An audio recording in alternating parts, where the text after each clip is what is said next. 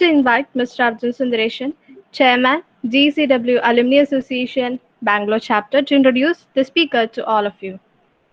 Thank you, Nina. Hi, everyone. Good evening. I hope all are doing well. As part of IEEE, Government Engineering College, Wayanad Alumni Association, Bangalore Chapter Collaboration webinar series, today we have Ms. Sini Anna Alex with us for giving session on artificial neural networks. This is our 19th webinar in the series. I would like to take a few minutes to introduce her. She has finished her ME from Anna University and pursuing PhD from PhD in Computer Science and Engineering from Visheshwara Technological University. Ms. Vini is presently working as an assistant professor in Department of Computer Science and Engineering at Ramaya Institute of Technology, Bangalore. She received, young youth woman in engineering 2018 award for her contribution, research, and excellence in the area of her, computer science and engineering.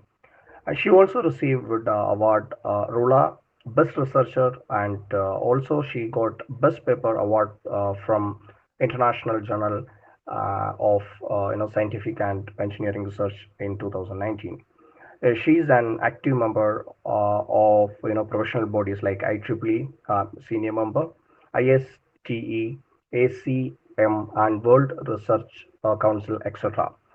She delivered a technical talk in a reputed institution like JNU, SAP, UA, Indian Institute of Horticultural Research, etc. Ma'am, it's my privilege and honor to invite you on the session. Over to you.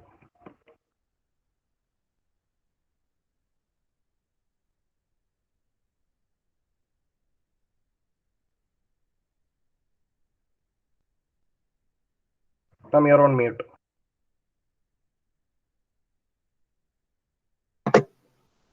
Yeah, thank you, Arjun. I hope you are able to view my presentation. Yeah, well, uh, can you click on the presentation mode, which is F5? I think she left, looks like.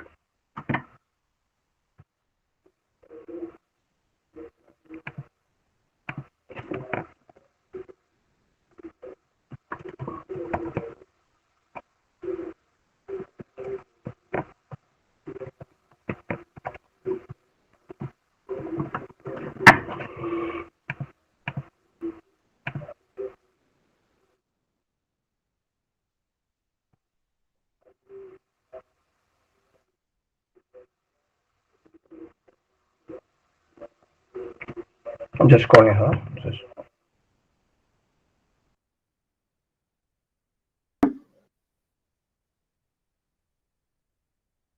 Yeah, she's back. Mute. You're on mute. Again, you're on mute.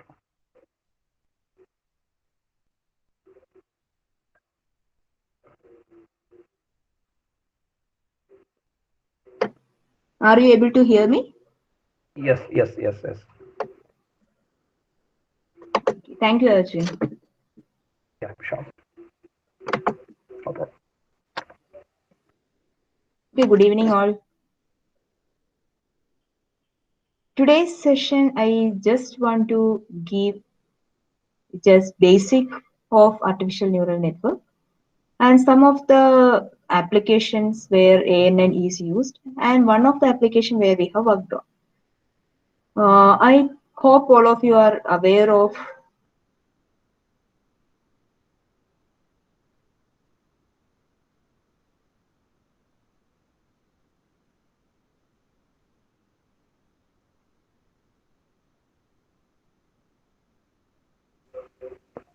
Is it കേൾക്കുന്നുണ്ടോ എല്ലാവർക്കും? No, ഇപ്പം നമുക്ക് കേൾക്കുന്നില്ല. Okay, it might be a problem.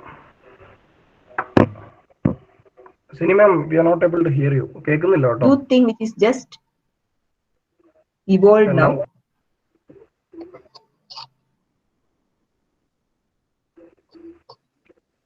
The birth of the neural network. in between കേട്ടില്ല നെറ്റ്വർക്കിൽ എന്തോ ഒരു ചെറിയ പ്രോബ്ലം ഉണ്ട്. It's not some distraction. Voice break ആവുന്നുണ്ടോ? ഇപ്പൊ okay. Okay. Is it okay now? Yes. Okay. So we'll continue. In 1958, the birth of the neural networks actually happened in the name of perceptron and become popular in 1986 when the introduction of the backpropagation algorithm happened. So in 1958, the neural nets was invented by a psychologist, Frank Rosenberg. Actually, he made it to check how the human brain processes visual data and how it will learn to recognize objects. Actually, what is ANN is, it is Hello, a ma'am. system of... Hello, ma'am. You are not Yeah. presenting the screen. Pardon? You are not presenting the screen. Screen sharing is off. Okay, 1 minute.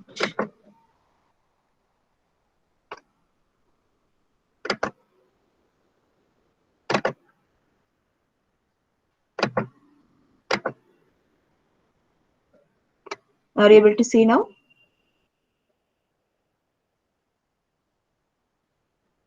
Yes, ma'am. Okay, thank you.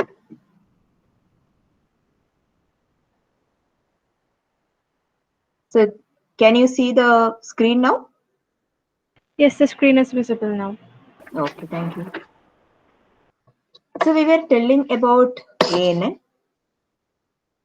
ANN is nothing but neural network. It will take the input data and with the help of the neural network algorithm, it will identify the patterns and predict the output. So if anyone of you want to learn ANN in detail, the only prerequisite what you have to learn is the knowledge of any one programming language. Any one programming language, if you know, you can easily learn how to implement neural network, because a lot of DL libraries are available like Keras, Theano, TensorFlow, and among this TensorFlow is very popular. This is an open source library developed by Google, and is very popular. Why? Because it provides the APIs for Python and C++, and you will get the codes also online, so you can easily work on it and find out how the neural networks will work. So there is no problem in learning how the neural networks will work. So actually the ANN is divided into different types based on what type of data you are going to handle. So actually, what is neural networks? It is just mimicking your human brain. Human brain, you know that it is it has a number of neurons. So neural networks also behaves same as our neurons. In neuron, we have three parts: dendrites, axon, and axon tips. Dendrites are connected to the axon tips. Once the information from one neuron comes, it will be get connected to other. It will pass from one neuron to other until it reaches from one particular source to destination. Similarly, n type of such neural activities will be happen. This is the basic concept of the neural nets. So AN is one such technique which will mimic the human brain as a whole. So normally, how will our brain identify and distinguish what type of images it is, or what type of data it is getting? It is getting trained from the experiences, that is from learning. When we are in small age, we were not able to identify everything very clearly. But based on the learning experiences, our brain will analyze and identify, oh, what this type of image is of this category, this is of another one, like that. Our brain had learned that, but to make a machine learn about it, it's not an easy task. So we are introduce the neural networks to make our system or machine act like our brain. So we'll see now the difference between the computer and the human brain. So the human brain consists of the biological neurons, computer silicon transistors, all these things you are aware of. And brain uses the chemicals to transmit information. Computer uses electric signals. Computer memory can be added by using a number of computer chips. But the memory of the brain, it will grow stronger by the synaptic connections. So if your brain is not working continuously for n number of times, what will happen is your slowly that cells will get deteriorated. So what you have to do is to make your brain grow, that is a memory of your brain grow, you have to always continuously make it working. But machine, if the data is fed, if it is know how the data will react, it will react in the same manner how it is fed. So artificial neural networks actually it is connected to your AI, machine learning, deep learning. When the data comes in the machine, it immediately analyzes it, it gets trained on it, learned it.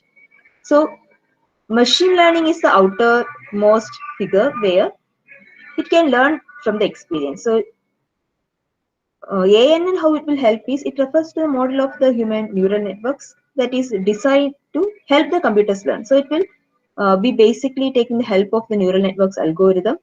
And deep learning is nothing but it is almost in par with the ANN. So but it will help you to work in large data set. So what is ANN? ANN, you know that whenever you are learning about the structure of the ANN, a simple ANN, you can see that there are three different layers. One is the input layer, other one is the processing element, another one is the output layer. So when trying to mimic our human brain, the input layer can be any of your sense organs, like your eye, your ear, your skin. So wherever you are getting from wherever you're getting the input. And processing element is the n number of neurons which will help the information passing from your input to the destination part. And output is not only one type of output you may get. Different types of output you may be trying to analyze. So sometimes through the eyes you will see some image, you can able to identify that yes, this is that. You can able to classify or identify that this image is of this type, okay, this image is of this type and all. But sometimes through the sound itself, you can, that is through the ear, if you are getting anything, it can get processed and you can get the output in the form of, okay, based on the sound, that okay, this is of this type. So based on that, output also will vary. So input can be through any of the sense organ. So through eyes, if you see a lot of features for a particular image, that is if you are seeing a plant, different, so plants all will be having a basic structure, but when you analyze it properly, the jasmine and the rose plant both are different. So how will you analyze it properly that this is of this type of plant and this is of that? So you'll be having a classification there based on some of the features or the characteristics of the particular image your brain is already trained or already learned from the experiences. So it will take some of the features like, okay, its size, its leaf size, its flower or the buds, color, size, all of this type and all. So some features, based on some features, you are able to classify or categorize it into different types. So when this information is passed from the input layer or from the eyes, what it will happen, it will go through n number of neurons inside. So that process, whatever happening inside the brain, will be happening here, which is called as a processing elements, where in ANN you are going to call it as hidden layers.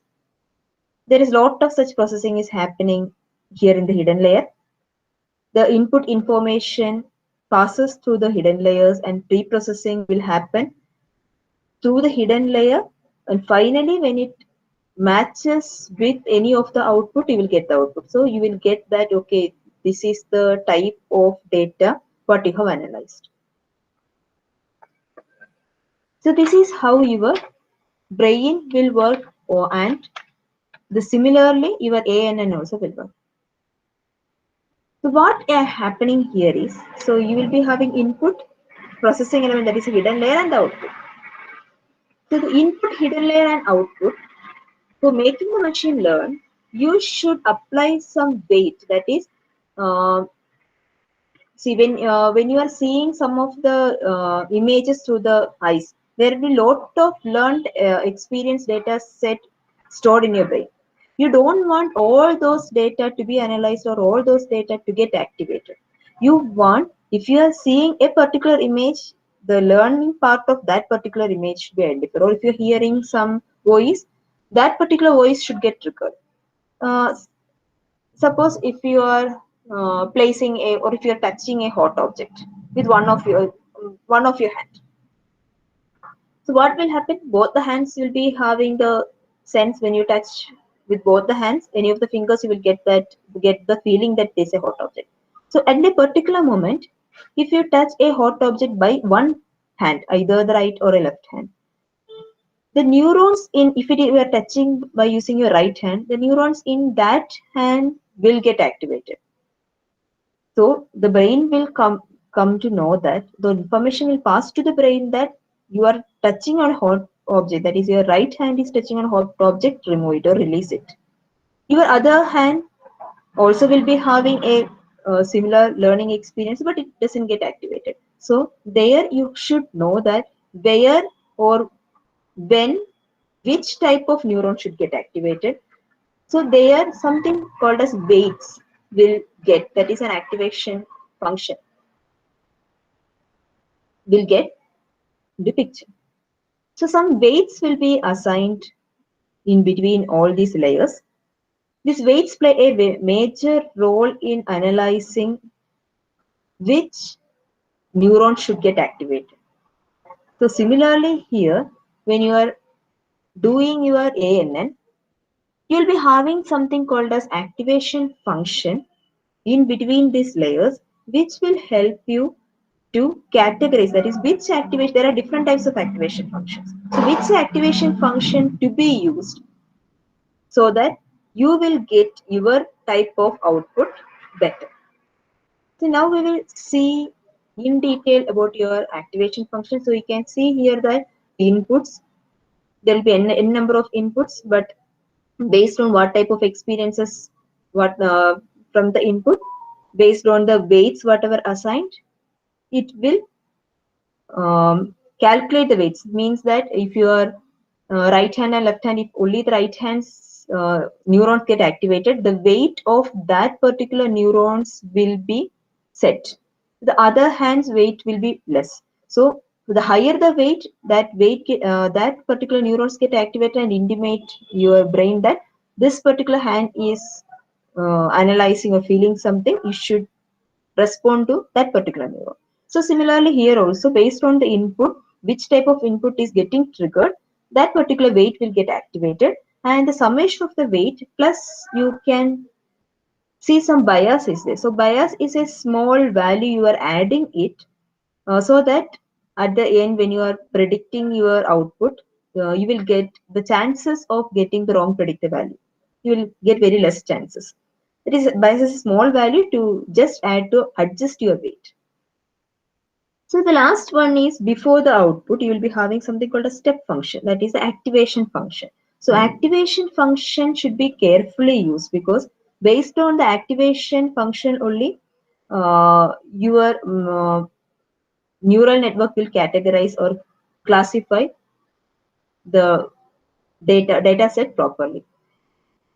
So we should be very careful in choosing the activation function based on the type of problem you have. That is, if you have a small, simple type of problem where you have only binary classification, that is yes or no, or true or false, no need that you have to use a heavy activation function which has a very high complexity and all. You can use a simple, basic activation function there. But if you have a complex problems like image classification, video, audio, and all, their sigmoid function won't give you better result. And one more problem is there with your ANN. When you're doing this type of propagation or what you are doing here, the calculation that is starting from the input layer, moving towards the output layer, is called as forward propagation.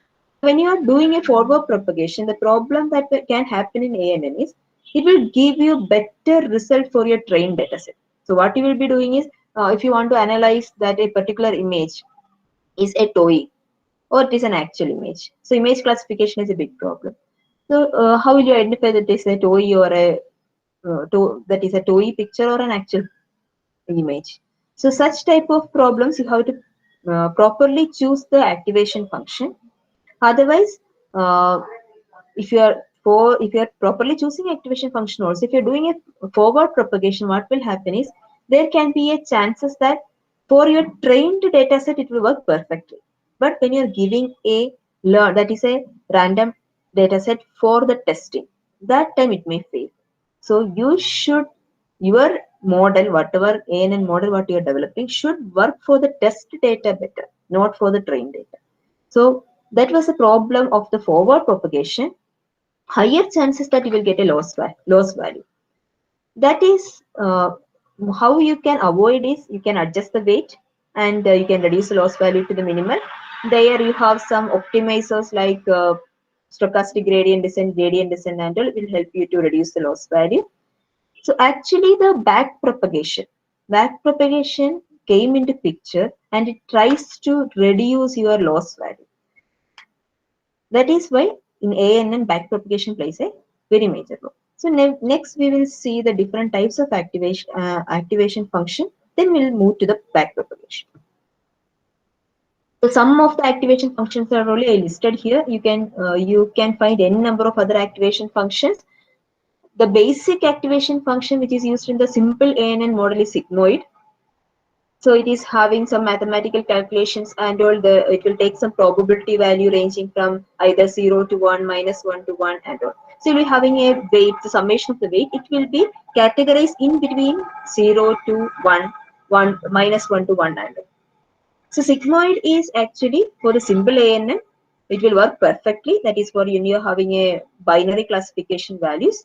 But when you're having any sigmoid, what is the problem is it will actually range your probability values from 0 to 1. So the problem is there is the vanishing gradient problems. It will start killing the gradients because your negative value will get squeezed towards a 0. So some point after some training set of data it will get saturated. After that it won't give you the correct results. So such type, whenever you have any of the higher large data set, you can go for ReLU. ReLU is the rectified linear unit function. ReLU will work better, but there also you'll be having the killing gradients problem. So you have something called as ELU, leaky ReLU, and the activation function. Activation function is nothing. The mathematical model is already set. You have to choose activation function properly so that it will work with the trained data set perfectly and will give you a test. Whenever you are giving a test data also it will act perfectly. So when you have a multi-class classification problem, instead of ANN you can go for CNN, and because CNN will work, that is the convolutional neural networks will work better for your images. So any other things and you can do with ANN itself. So CNN, and you can use the softmax function. It will help you to get a better analysis.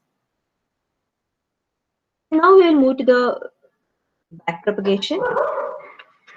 So backpropagation will happen when you have already come towards your output layer.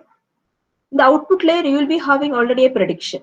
You'll be having a expected outcome. What should be the output?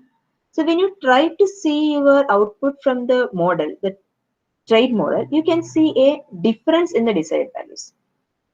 So that means that there is a loss. It is having a huge difference between your prediction as well as your actual.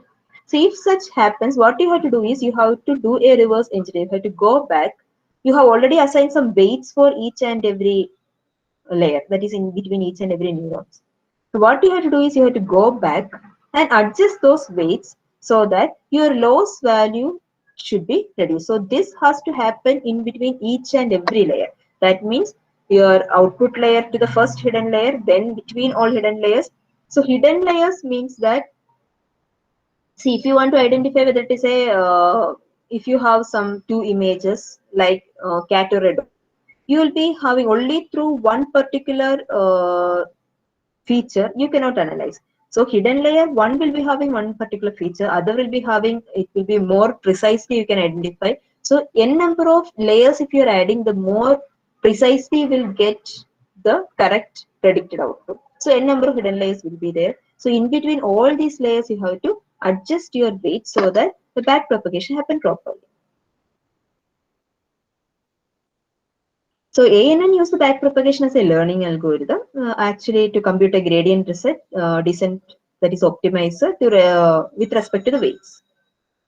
The algorithm get its name, why? Because that is a back propagation algorithm, because its weights are updated backwards, that is from output layer to the input layer. It is just a mathematical tool and be using your derivatives, partial derivatives, differentiation and all. Because with respect to this weight, how much you have to adjust, you have to find out by improving the accuracy of the predictions in the data mining and the machine learning. So ANN use this back propagation as a learning algorithm to compute the gradient descent with respect to weights.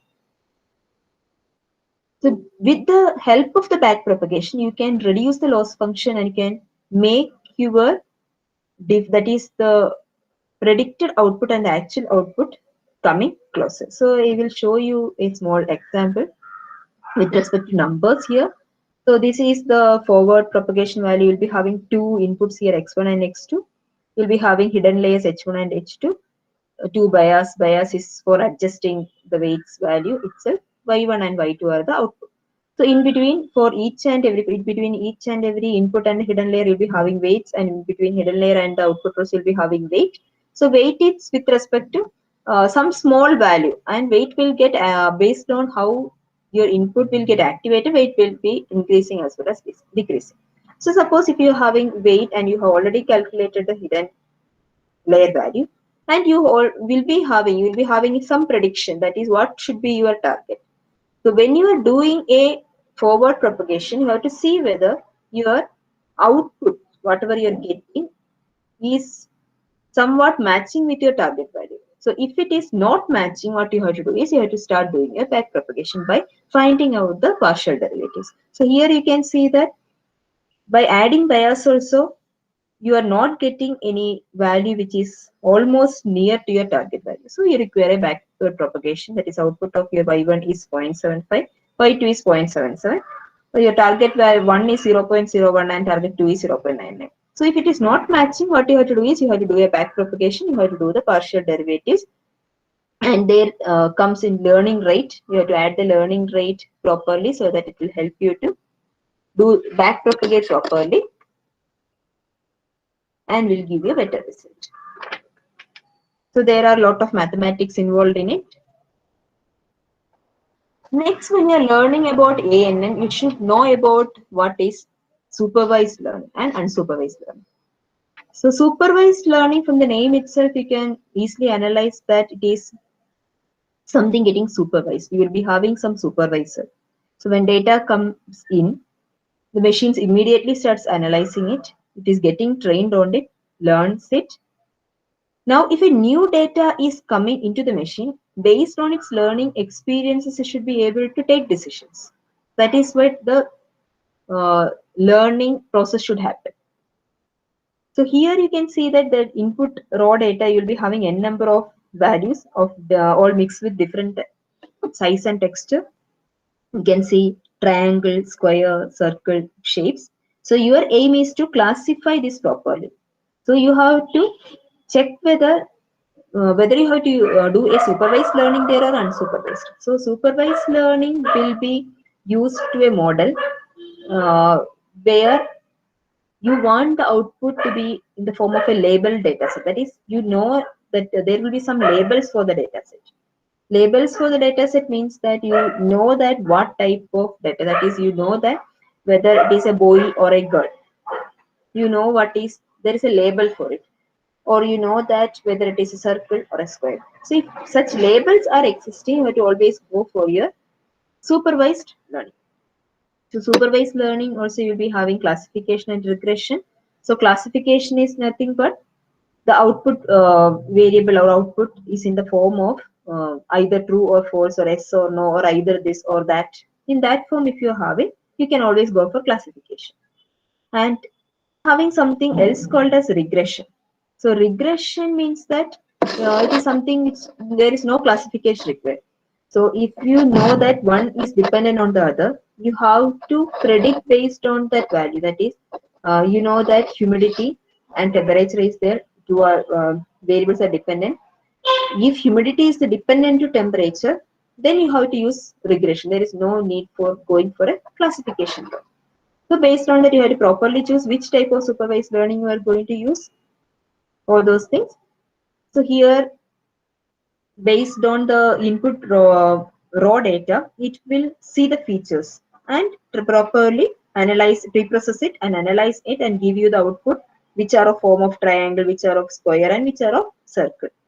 So it will start analyzing some of the features like the size, shape, and if you're having a different color, given what is the color of each of things.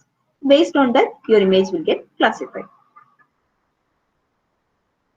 Then there are different types of artificial neural networks. The basic artificial neural network is called as the feed-forward neural network. Then you have CNN, that is convolutional neural network, which will work very better for the images. Then you have RNN. RNN is mainly many of the text-to-speech translators and all work on RNN. Then you have coherent self-organizing neural network and all. So basically, CNN, RNN and all is much in use for implementing many of the problems. Now we'll see some of the applications.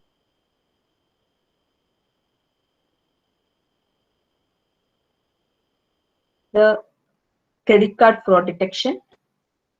Then other things you may be familiar with how in the Gmail, how the emails are getting automatically downloaded to spam, how the spam filter will work. So there will be a score, spam score. Based on the spam score, the email will be analyzed whether it is a normal email or whether it is spam.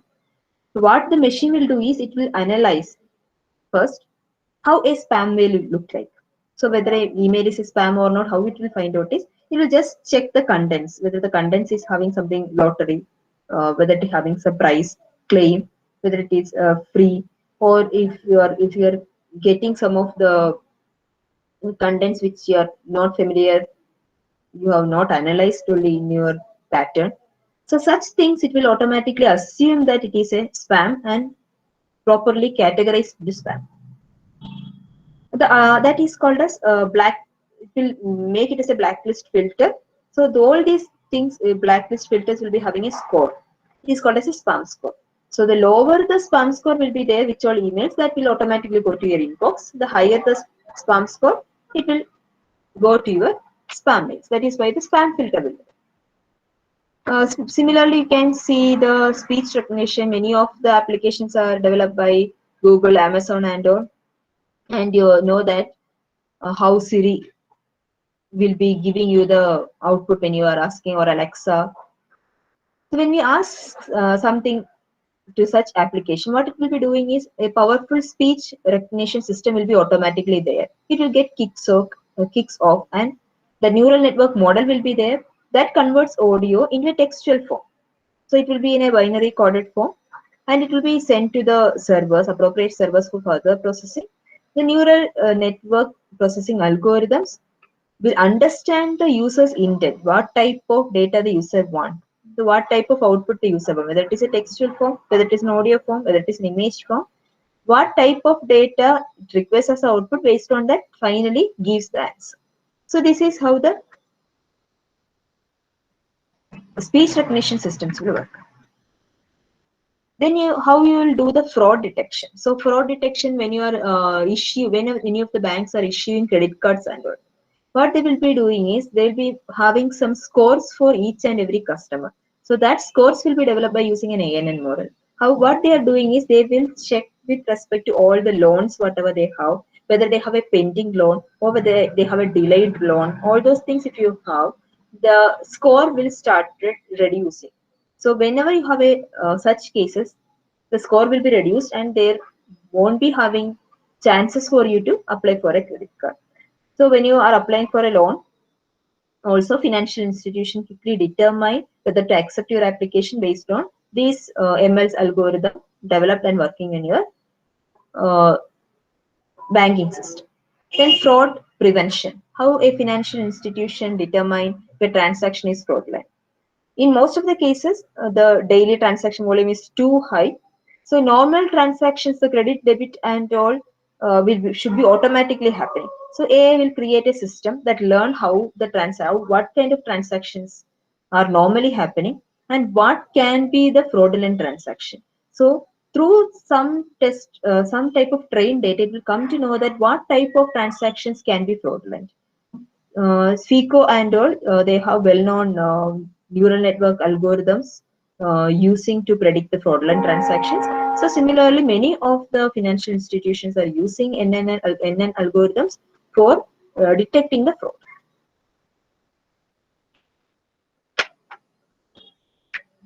Next, we have worked in a neural network model for agriculture. With respect to that is, we have had an alliance with Institute of Horticulture Research in Bangalore. So there we have worked with them and we have developed a neural network model. We have done a CNN, that is neural network model in agriculture, for analyzing the health of the plant based on the images of the leaves.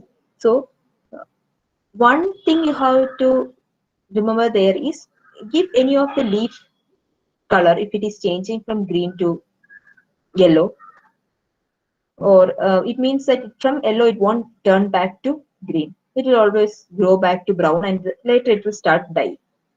So based on the leaf image, and different types of leaf will be there, and basic color of the leaf, basic structure of the leaf, how many leaves are there for a particular plant, that is a sapling. So whether that growth of the sapling can happen based on the leaves, there is a neural network model developed by us, and based on that we have done accurately up to 85%. We can predict properly the health of the plant. So most of the plants had a good response with our model, that is whether it is going to die or whether it is sustaining, like that. So ANN can be used in agriculture, where classification is much more better, because you know that what type of classification, because it is a label data, what type of classifications can happen.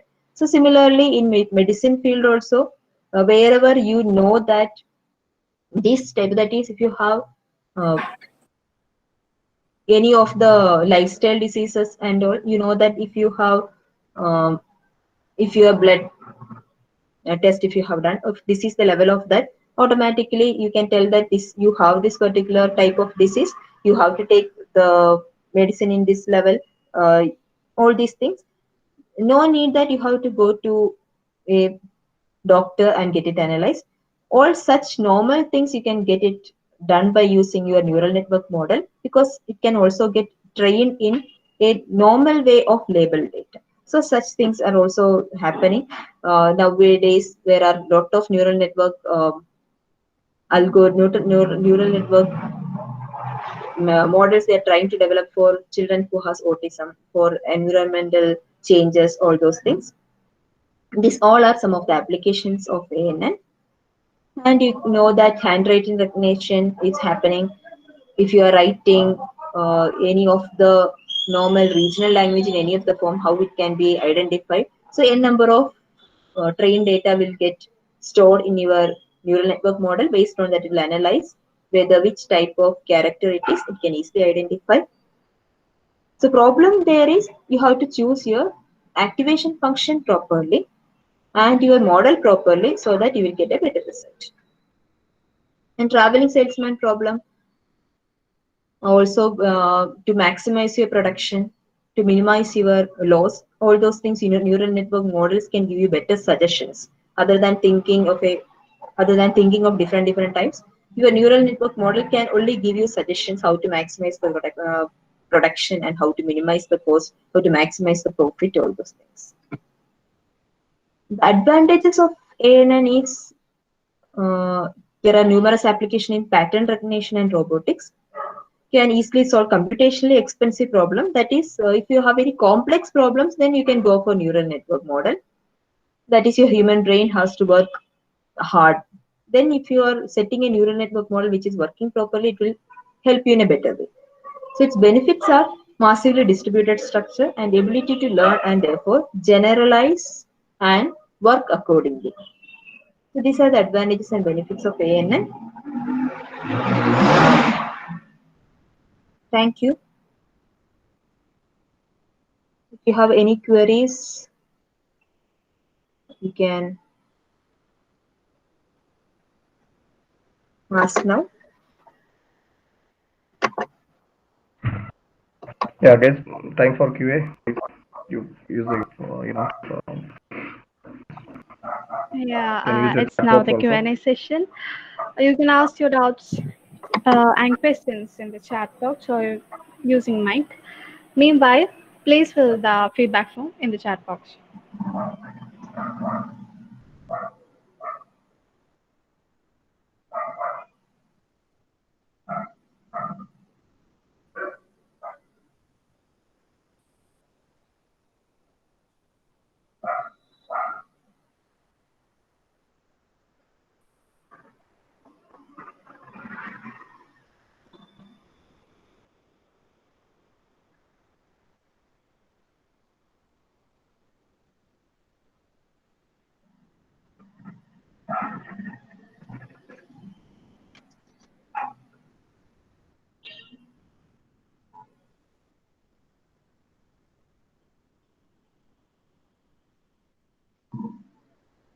There's no questions?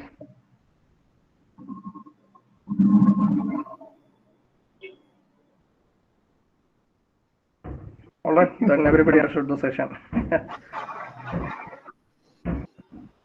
Yeah, Nina, if Okay, no more questions, let's we can. conclude then.